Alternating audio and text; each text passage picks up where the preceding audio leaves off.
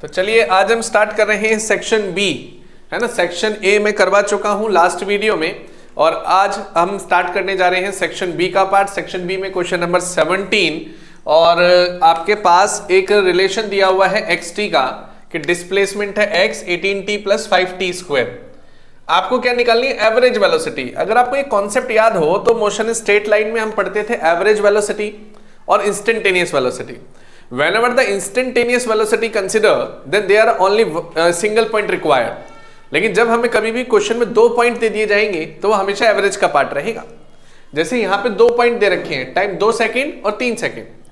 तो अगर 2 पॉइंट दे रखे हैं और उस इंटरवल में आपको कुछ भी चीज निकालनी है, whether it will be velocity और एक्सेलरेशन, तो हमेशा आप क्या लगाएंगे? यहाँ पर फॉर्मूला लगाएंगे एवरेज वेलोसिटी का।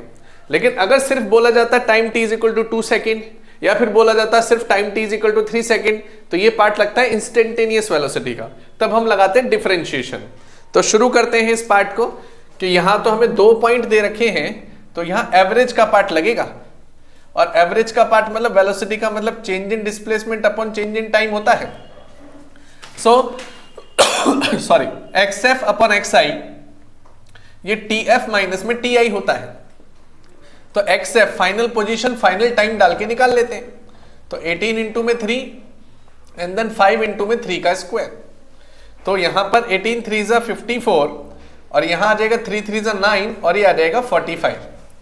मैं दोबारा क्वेश्चन को वेरीफाई कर लेता हूं कि हमें यहां पे xt का रिलेशन दे दिया गया है और उस xt के रिलेशन में 18t + 5t स्क्वायर लिखा हुआ है।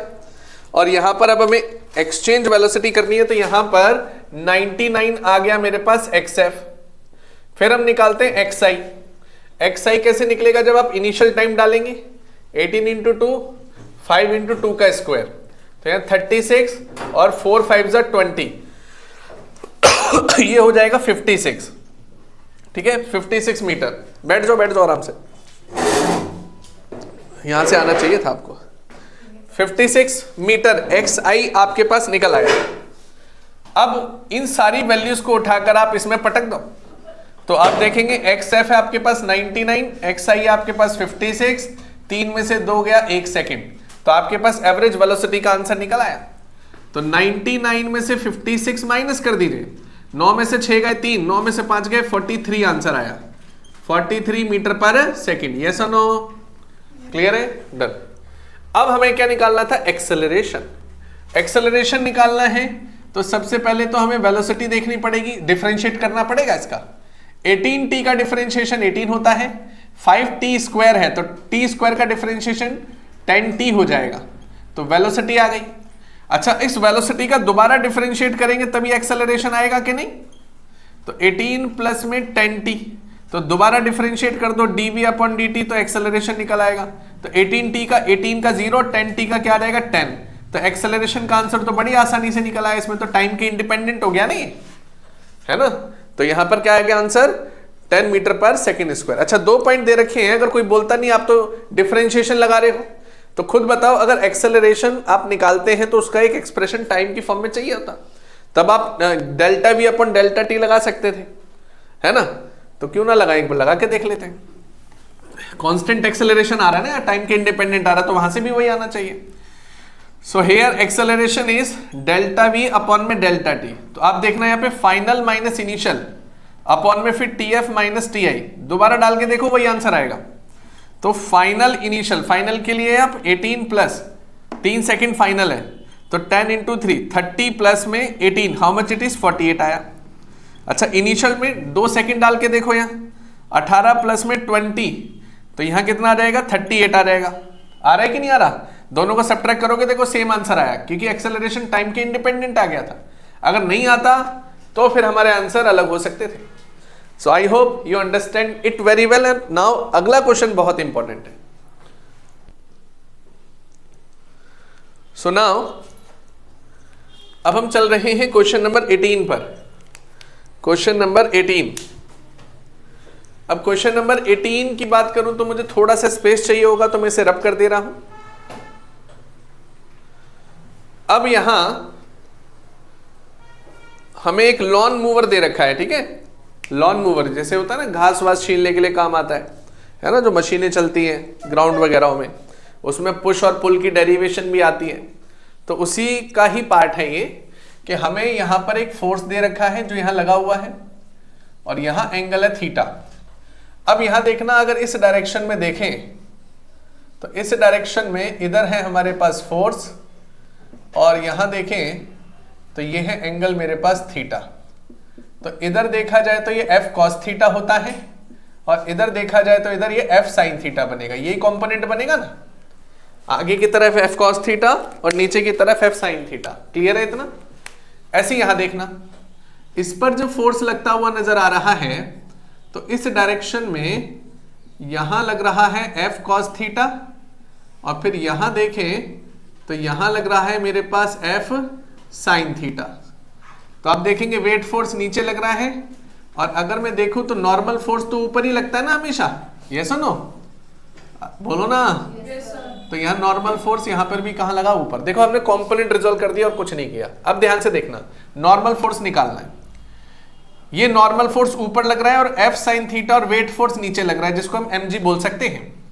तो आप यहाँ पे लिखेंगे एफ साइन थीटा नीचे, वेट फोर्स भी नीचे और इक्वल टू n। यस और नो? इसके फ्रिक्शन के बारे में बात करें तो वो म्यू इंटू एन हो जाएगा। तो म्यू इंटू एन, एन की वैल्यू क्या हो जाएगी? एफ साइन थीटा प्लस में mg। तो ये आपके पास क्या आ गया? फ्रिक्शन आ गया। क्लियर है इतना? फ्रिक्शन आने के बाद फिर अगले पर आते हैं। अगला पार्ट देखते हैं। यहां पर इसका n भी ऊपर लग रहा है, इस पर एफ साइन थीटा भी ऊपर लग रहा है, सिर्फ वेट फोर्स नीचे लग रहा है mg, है ना? तो इसका n निकालेंगे तो mg माइनस में यहां क्या आ जाएगा? F sine theta. तो जो फ्रिक्शन फोर्स है वो mu times of mg minus में क्या आ जाएगा? F sine theta. यस और नो? यस और नो? अब अगर मैं यहां देखूं तो ये जो फ्रिक्शन फोर्स इधर है और एक फ्रिक्शन फोर्स इधर है, बताओ कौन सा फ्रिक्शन कम है दोनों में?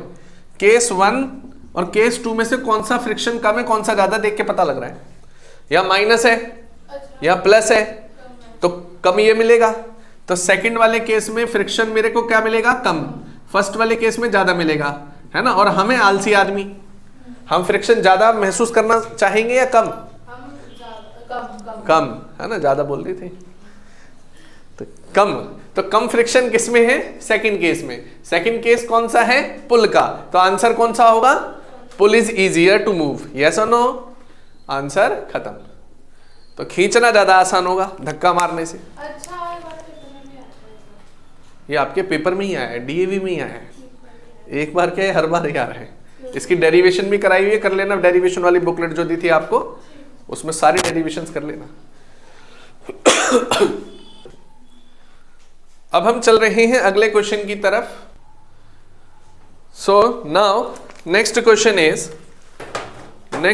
इज ट्रांसवर्स वेव या transverse displacement of the string clamped at two ends is given by this one.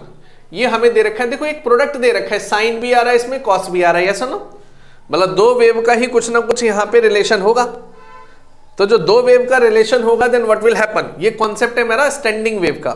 जब भी आप स्टेशनरी वेव या स्टैंडिंग वेव पढ़ते थे तो उसमें एक कॉन्सेप्ट लगता था, है ना? स्टेशनरी वेव, स्टैंडिंग वेव में क्या पढ़ते थे? जब दोनों वेव आमने सामने आएंगी, टकराएंगी, सुपर इंपोज होगा, है ना? तो दो अलग अलग फंक्शन आ जाते थे।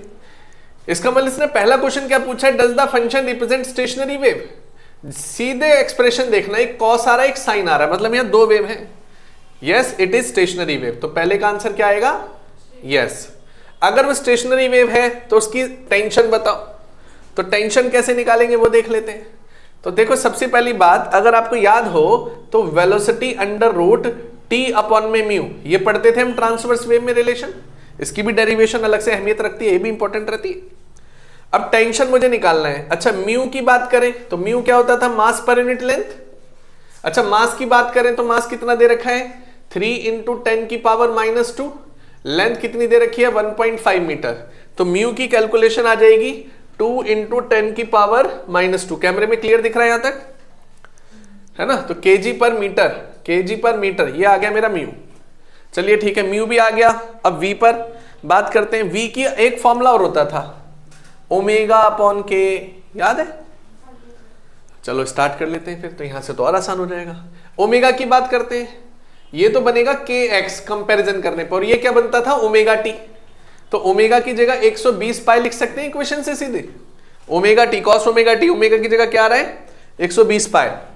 उसके बाद के एक्स, के की जगह क्या आ रहा है 2 पाई अपॉन 3, ये सुनो, तो पाई से पाई कट गया, तो 120 इंटू 3 अपॉन में क्या आएगा 2, तो यहां पे देखेंगे आएगा 60, तो आंसर आया 180।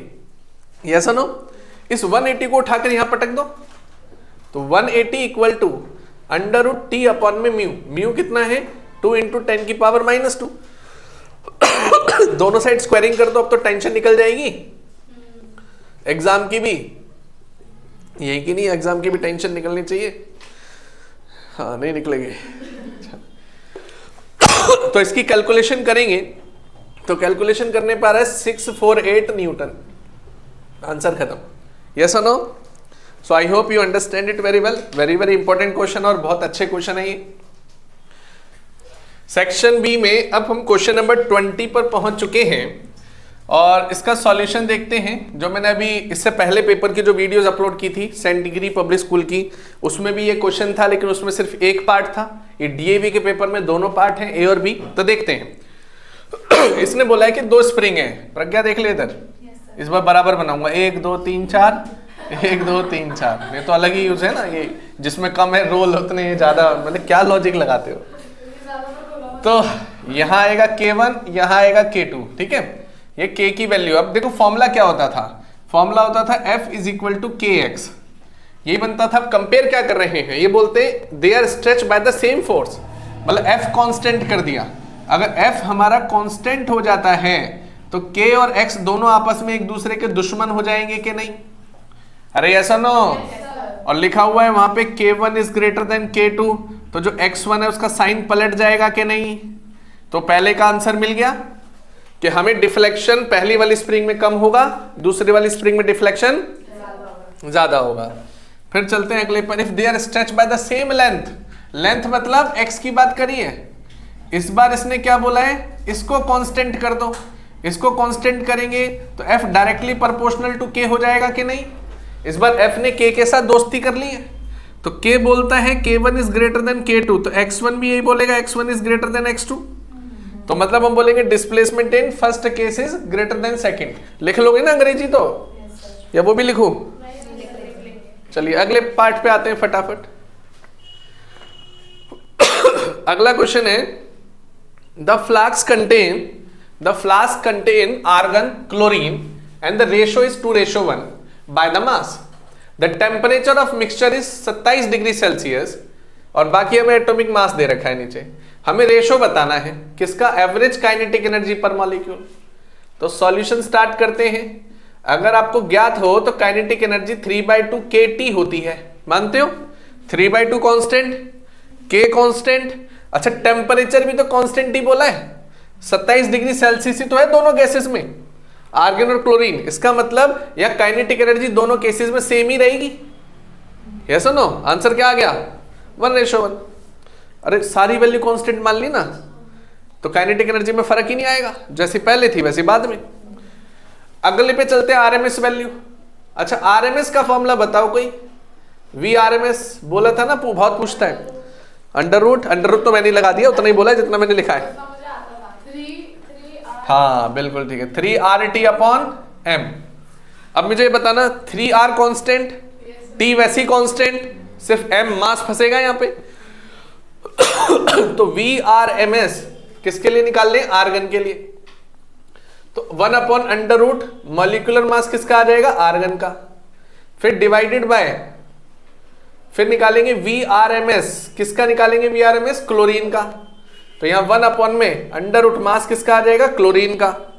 साइड का दिखेगा ना सबको, तो अंडर रूट में मास ऑफ क्लोरीन ऊपर और मास ऑफ आर्गन नीचे। मास ऑफ क्लोरीन कितना दिया हुआ है 70.9, आर्गन 30.9 अंडर रूट। कर लोगे सॉल्व? तो मैं आपको कैलकुलेशन दे देता हूं, ज्यादा टाइम खराब ना हो इसमें। 1.33:1 ये आंसर बनेगा, 1.33:1। इसी के साथ ही हमारा सेक्शन बी भी खत्म होता है। अब हम सेक्शन सी की तरफ कूच करेंगे और आशा करते हैं कि आपको ये सारे क्वेश्चन समझ में आए होंगे। फिर भी किसी को कोई डाउट आता है तो वो हमसे बोल सकता है, हम पूरी कोशिश करेंगे दोबारा ये सारी चीजें बताने की। मिलते हैं अगले पार्ट में सेक्शन सी के लिए। Thank you.